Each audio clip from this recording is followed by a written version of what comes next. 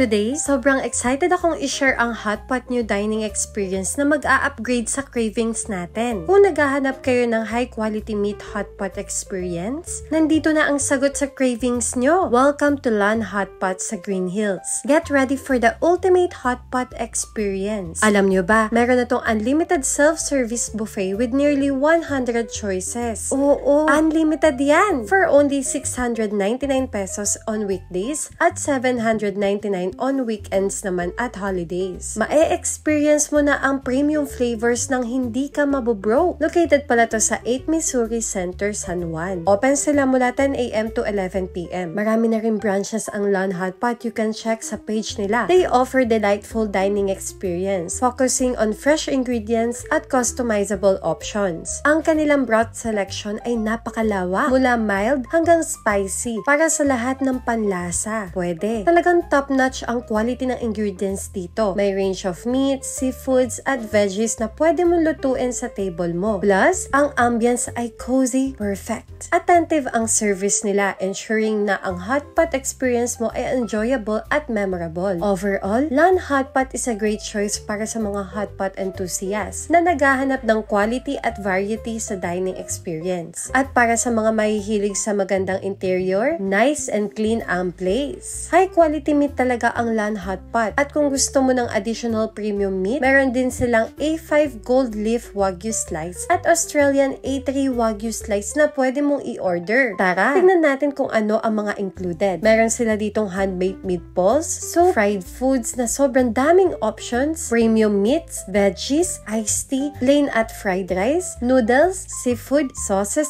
at iba't ibang mushroom at sausages. At meron din silang dessert na ice cream. At oo, welcome ang solo diners at may private rooms pa for family and barkada bonding. High quality meats guaranteed talaga. So anong hinihintay mo? Grab your friends, magpa-reserve na at ihanda ang sarili mo para sa unforgettable hotpot feast sa LAN Hotpot. Bye!